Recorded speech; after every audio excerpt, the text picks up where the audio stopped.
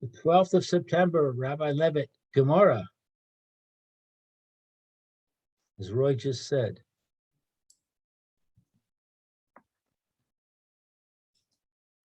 Let's see here.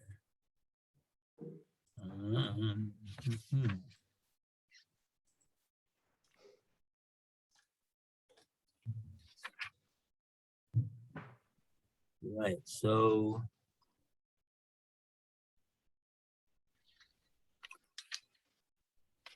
oh boy. Should we try to go through this another time? Sure, why not? Each time we go through it, we hopefully we get a little bit more.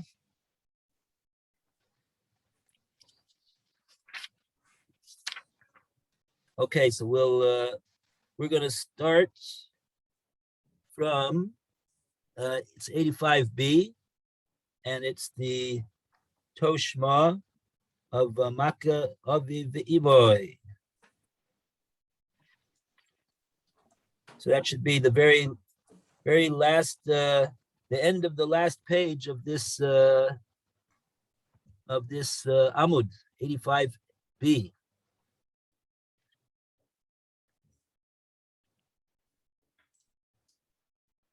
And the reason that we're bringing this, the reason that just have to keep in mind, the reason that the Gemorrah is bringing this Mishnah is because the Gemorrah wants to attempt to bring a proof that there is such a thing as tashlumim for nezik, which is only temporary. It's not permanent nezik. The hand is going to come back to its full health, but in the meantime, it's a nezik. And if he would be traded on the marketplace, he would be worth significantly less because of the hand that cannot function. So the Gemorrah is bringing a proof that there is going to be payment of nezik in that case from this Mishnah over here that we're about to read right now. So that's the Toshma. Okay, so Roy, would you like to start off the reading? Okay.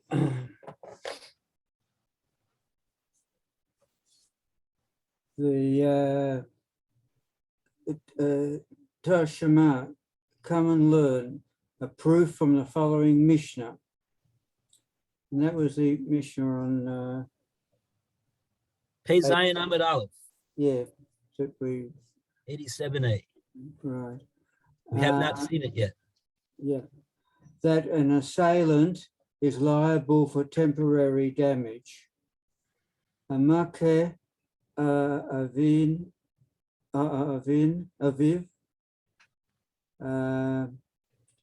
v'mo,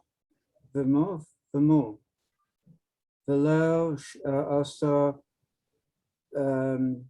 behen habura.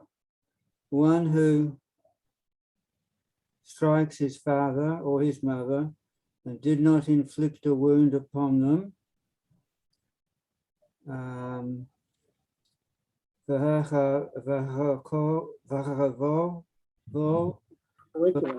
Using What? the best educational information that they possibly have. And this is a slippery slope, folks. If we start getting in the business of telling what our military academies are going to start teaching in classrooms or any.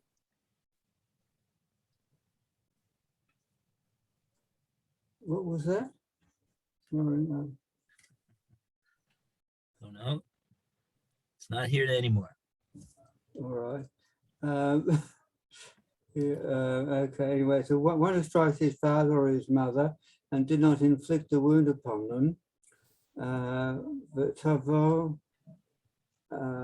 b'chaviro b'yom ha'kippurim, and one who wounds his fellow on Yom Kippur, chayev b'kolon. He is obligated for all of them. Kulon. He is obligated for all of them. That is, all 5 categories of payment. Hai lo asobo tavura haichi dami.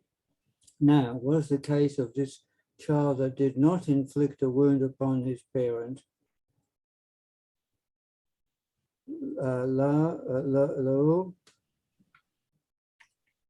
Begon shehakohu al yado. Is it not a case where he struck the parent on his hand and it shriveled? The sofa lehazor, but its end is to return to full health. Because so ni chayiv b'kolon. Yet the Mishnah taught he's obligated for all of them. That is, all 5 categories of payment, which perforce includes damage.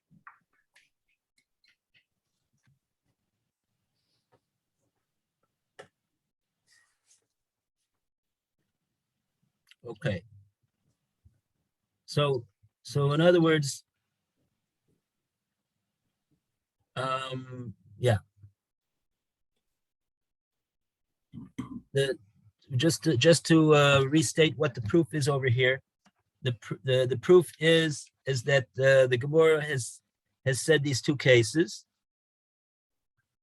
where the Mishnah says that there is going to be a payment for Kulan, and the Gemorrah takes on that that's referring even to the payment of Nezek in addition to the other 4 payments, and the Gemorrah wonders how could it be that there's going to be a payment for Nezek even though there was no Chabura that was done. So the Gemorrah says it must be that it's a case that the son struck the person on the father on his hand, and Sofo Laksor. And so even though now it would appear that it's out of commission, but it's going to return. It's only temporary nezek. So therefore, the Gemorrah has claimed that this case, the Mishnah, is a case of temporary nezek, and it says that you pay. Ketani, it says in the Mishnah that you pay chayiv b'kulam. You're going to pay for all of the payments, and that the Gemorrah assumes includes nezek. So that is the proof that the Gemorrah has.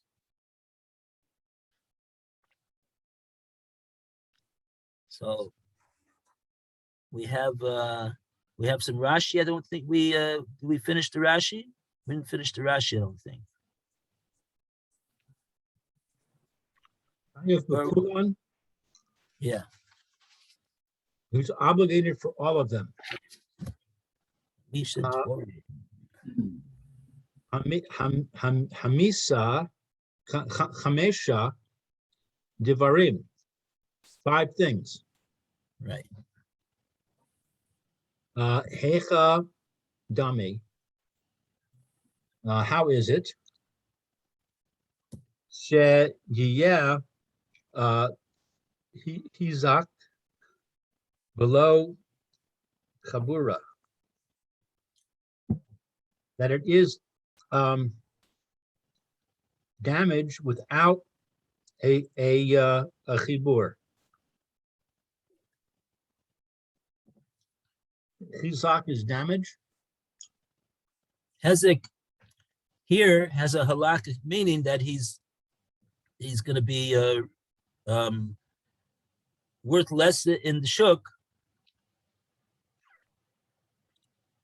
as a result of this injury, and in spite of the fact that there's no chabura, in spite of the fact that there's not a chabura, whatever chabura means. In other words, there is a diminution of value without a chibur. Right. That's what. Right. That's how Rashi understands what the Gemara is trying to figure out over here.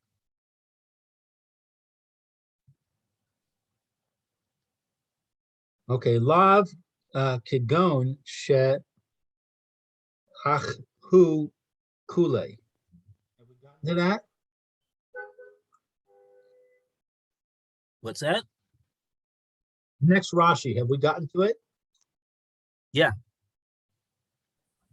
this is the answer. This is the Gemara's assertion that this is the answer to the Heichidami. Right. How Okay. can we find a case where there is going to be a payment of Nezek in spite of the fact there's not going to be a Chabura? Right. Is it not a case where he struck, etc.? De be'ein sofo lechor leka lememar dechol below chabura sofo lechazor hu. Okay, so it Yeah. means I remember this. that it is not in the end that it goes back. It's not to say all of it without a wound. In the end, it goes back. I'm confused. Okay. So Gemara is saying lav kagon shehiko. Then Rashi says chule. So we're supposed to include all of those words. What are the words that we're going to include in this caption over here? That the case where there is hezek without a chabura must be, says the Gemara, a case where kagon shehiko, he struck the person al yado, on his hand, besofo laksor. There was a hakah of on the hand, a blow struck to the hand, and the hand was put out of commission. Besofo laksor. But in the end, it'll eventually heal completely, to the extent that he'll have the same use of the hand that he had previous to the accident. So on that, Rashi says just the be'ein sofolaxor, because in the event that the hand would not return to its return to its state of being healthy and capable. Like Lememar, we cannot say that is what the Mishnah is referring to. Why could we not say that the Mishnah is referring to a case where the hand is going to come back just as good as new? Says Rashi, Dikol below chabura, sofulaksorhu.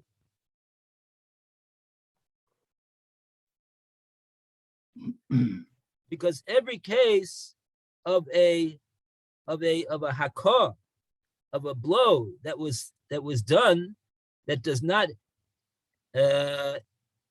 make a chabura, sofulaksorhu. It will come back to its previous state of health and capability. So with that, Rashi has explained what's bothering him.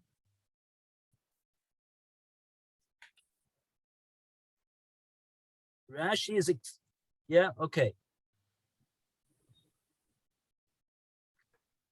What was bothering Rashi is that the Gemorrah says we got to say that it's talking about a case of sofulaxor.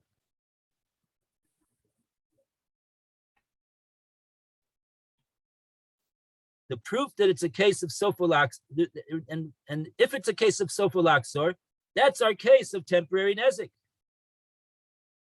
If it's ein sopholaxor, that's not our case. We can't say that is the case of the Mishnah. Why not? Because it says that there was no chabura, and Rashi states as a klal, if there was no chabura, then by definition, sopholaxor.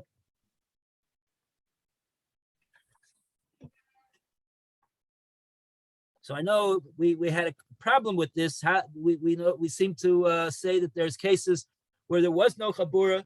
The way that we're defining what a chabura is, the way the halakhic definition of a chabura, we said that you could have a case where there was no actual chabura that was done in a halakhic sense, and nevertheless there's permanent damage. Okay, so that's what we got stuck on last time. So either we got to do one of two things. We got to say that what Rashi means over here when he says chabura is not in the classic sense that the Gemorrah uses the word chabura. It doesn't simply mean that there was a congealing of blood, or that there was even that blood that came out from the wound. We have to say there was something more serious than that, and that's what we mean over here when we're talking about a chabura. And like that, perhaps we could understand Rashi's klal better. The klal that Rashi is saying is that a case which doesn't have a chabura is by definition a case which the hand is going to come back to a sopholaxor. And that case, that's not the case that we're looking for.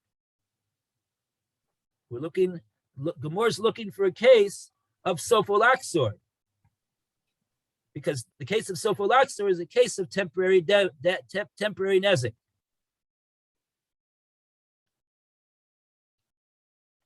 So Rashi is explaining where the Gemorrah got to say that this is a case of sopholaxor. How did the Gemorrah know?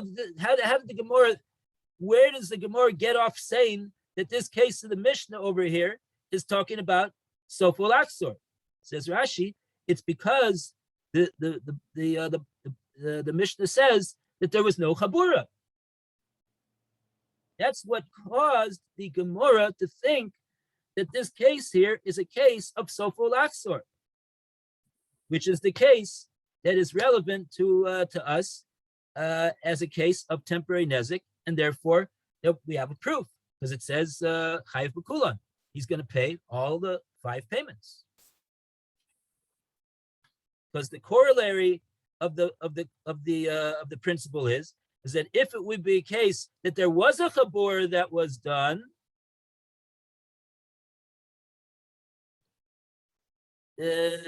I think we could say that that ain't sopholaxor. So to me, it makes sense to say that Rashi is not talking about, he's not defining the word chabura in its classic halachic hagdara definition.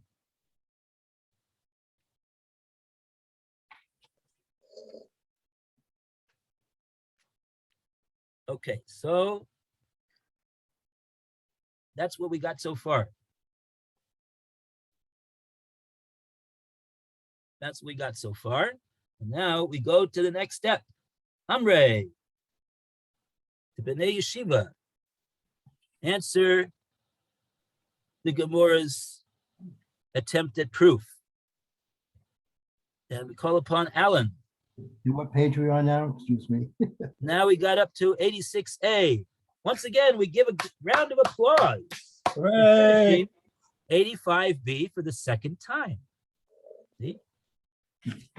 Each time we finish it, we can give a round of applause. Now we're up to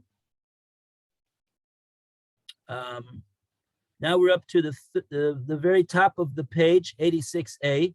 It's the middle of the third line from the top. In the Amre. art scroll, it's the left-hand column, third paragraph. The Gemorrah refutes. Okay. Gemorrah refutes this explanation of the Mishnah.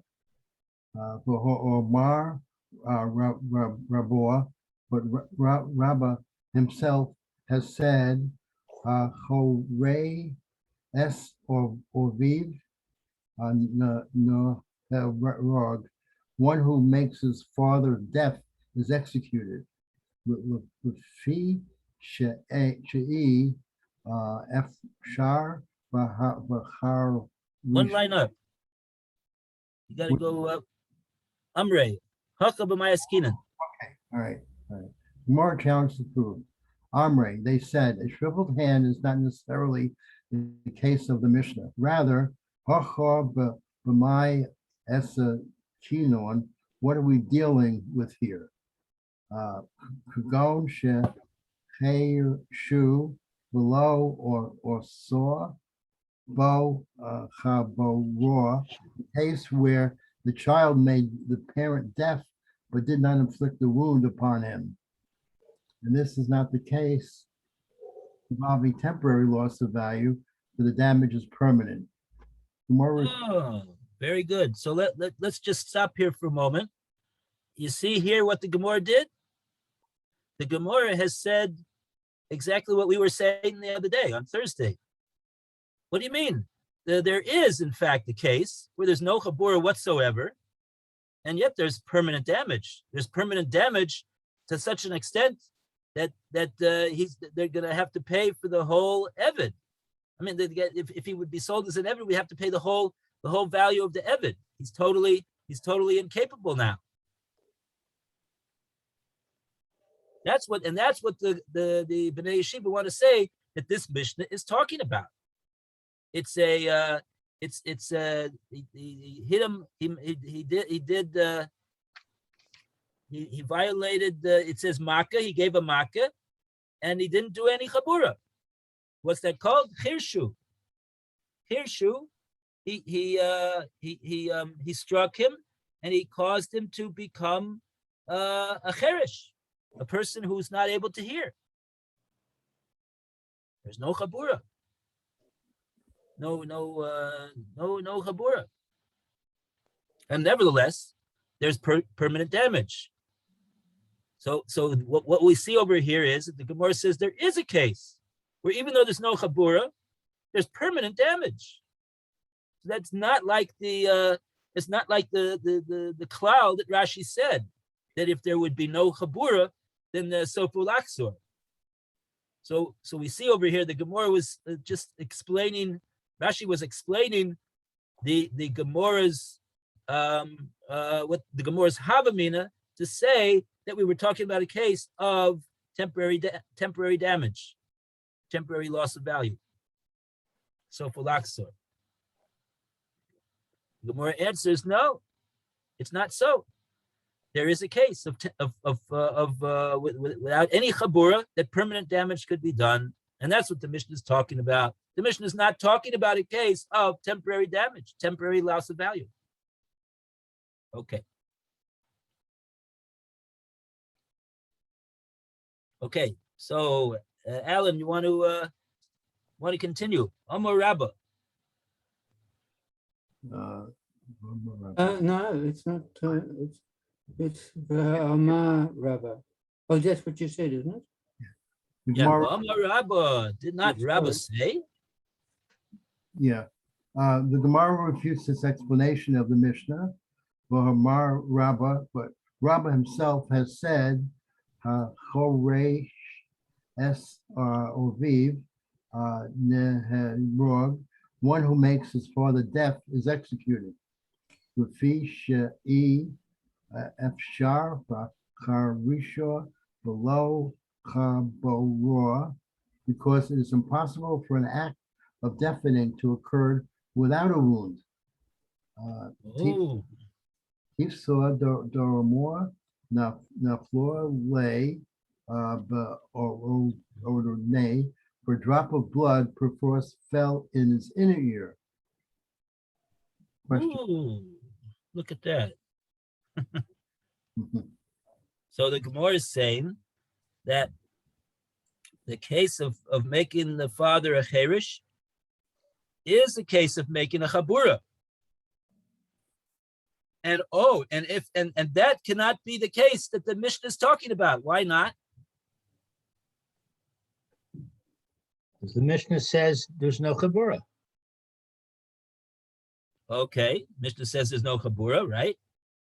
The footnote here says a blow to the ear cannot affect complete and irreversible deafness unless it causes bleeding in the inner ear. Thus, one who strikes and deafens his father has perforce wounded him and is liable to capital punishment and not to the 5 categories of payment prescribed by the Mishnah. So this is bleeding. Apparently, it's bleeding that we can't see, but know that it happens. It has to be there, has to happen in order for the permanency to be effective.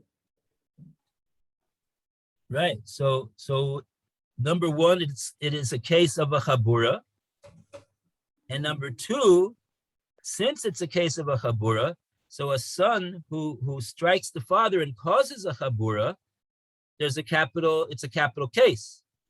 And if it's a capital case, we got a second reason why it can't be the case of our Mishnah.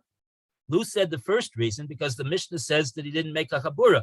Here we're saying it's not possible to make the father a cherish without making a chabura. So that's one reason. And the other reason is that that the Gemorrah is saying over here, Rabbah said that the son is nerag in that case. It's a capital case. And our Mishnah cannot be talking about a capital case. Why? Because it says that he's chayav b'kulan. He pays all the 5 payments. And we know that when a person is liable to be executed, he doesn't make that's we say kim lebe de rabba mine. We invoke the Talmudic principle of kim lebe de rabba mine, that he is judged with the more severe penalty, and any other penalties which happened at the same time as a result of what he did, he will be exempt from. So, right.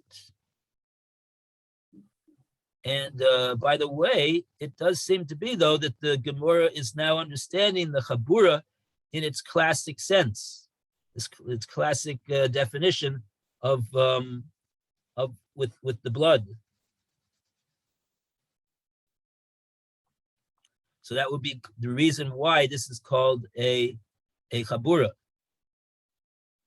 Can't be that there wasn't a chabura, says the Gemorrah, because one tipa of dam that fell from the ear had to have happened. Otherwise, he would not have become a cherish. Okay. So now, where does that leave us? That leaves us that we got no answer. We knocked off this what the Bnei Yeshiva said. That cannot be the case. Cannot be the case that he hit the father and caused the father to become a cherish. That cannot be the explanation of the Mishnah. Okay, so now we got another one. We go to Lou. Ella. Ella hacha b'mai askinen. Rather here, with what are we dealing? Kegon she gilchu. With a case where he shaved, with a case where the son shaved the head of his father.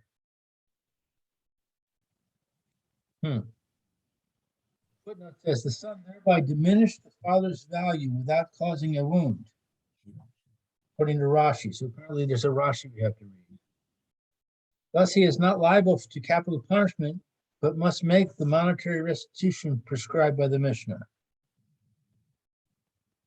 I read the Rashi? Yeah, let's try the Rashi. It's not clear really why would there be any Nezik over here, even temporary? What's the, so he looks like Telly Savalas, so what? He's able to make Parnasa. Yeah, good Parnasa. That he shaved him. De af chatsi mi kashfe below chabura. Some words here I don't know. The af chasi, I don't know. Okay, that the three-letter shorish of this word is pachas, pachot. Achas, to reduce. Right, he reduced mikaspe from his kesef, from his monetary value. Without a wound, without a chibur. Right. Okay, so that's pretty clear. So What exactly is the what's the I mean, is this really comparable to a hand that is not capable of functioning? He doesn't have any hair on his head. Why is it so that he's going to be worth less when he's traded in the marketplace because he's got no hair on his head?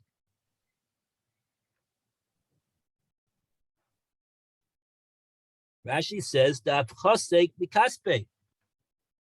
in shaving his head, he's now reduced his monetary value when traded in the marketplace. Don't understand why that would be.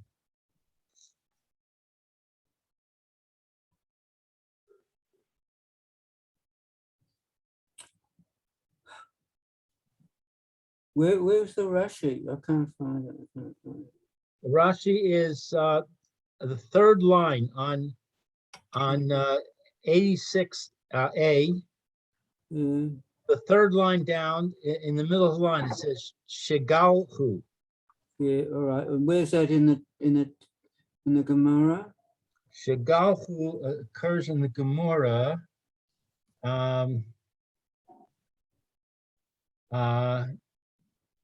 On the 86A1 left-hand column, 5 lines up from the bottom. The last word on the line is Shigilhu. Shigilhu. Oh, I see. Means to shave. Oh, okay. Thanks. Maybe it was a very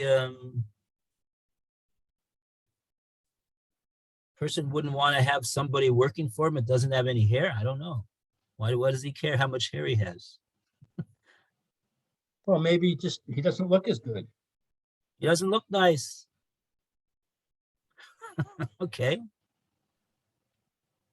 So he's not he wants to have okay. Right. So if he had a choice between a worker that had a nice head of hair and a worker that had his hair shaved, he's going to pick the worker who has the nice or normal looking head of hair. Although in most cases that only happens that's until he's 25 years old. After that, that's what happens. So I don't know. Okay, that's what he's saying. He'd rather take the one that has the hair, and so he would not be willing to pay the same amount. for this one that who's a baldy. You wouldn't want to pay that at the same price. That's what we have to say. I don't know what else to say. Okay. So that's our case. That's what the son did. There's no chabura. So he's not chayav misa for making a chabura. And he was a good barber. He made no chabura. He didn't draw any blood when he did that. Okay. And Gonna grow back. And it's growing back. It's going to grow back. The hair is going to grow back, and then he's going to be just as desirable as the next one. Yeah. Okay. So there's our case. There's our case. And now, so what does the Gemorrah? Let's read the Gemorrah's answer over here. Right, the Gemorrah said Mahadar Hadar. It's gonna come back.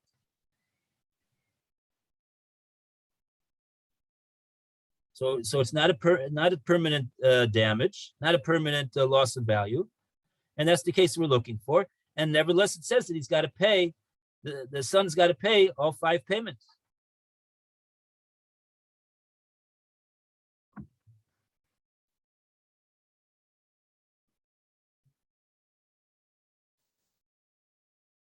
Oh, it seems that these words Hainu, the yain are part of the statement that the Gemara said over here. So you can read the next Rashi as well. Okay.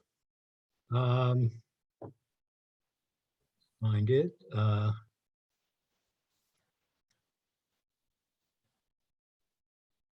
Okay.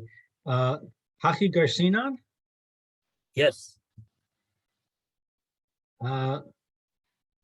Galchu me hadar hayinu be ba'ayin.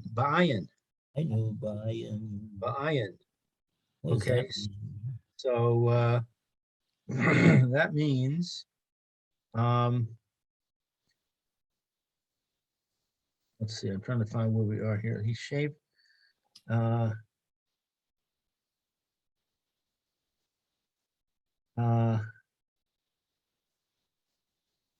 so it means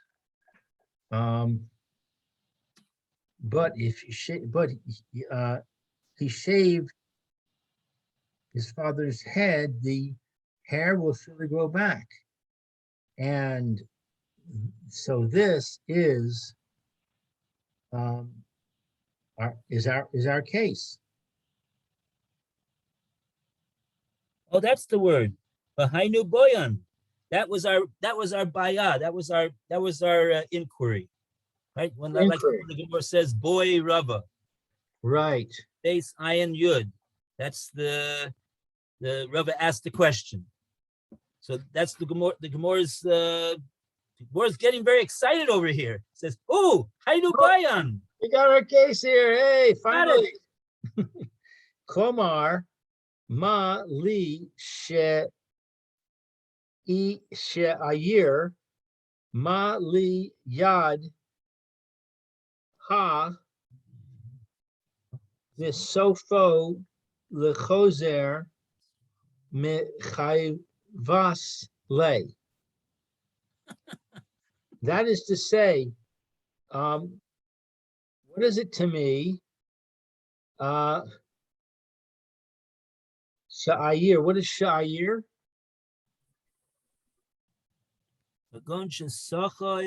Nasha. Where are you reading from? Amre. Right. Sorry, you're in the Gemara. I say in the Rashi rather. Komar. Mali Sayer, Mali Yad. What Mali, like, what's the difference to me? Whether his hair, whether his hand, whether it's his hair or whether it's his hand. in the end, it's gonna return. Sofo, laksor, makayev slay. And he'll be obligated in it. I think our time is up. Okay, very good. One, right. We made progress today. Yeah, Shkoyach. thank you, Everybody have a everyone. wonderful day. Have a good day. Okay, take Be care. well, everybody. Take care. Okay, All so the best. 5 to 4, huh? What'd you say, Alan? 5 to 4, right? 5 to 4 at the bus stop. Yeah. Okay. See you then. Okay, take care.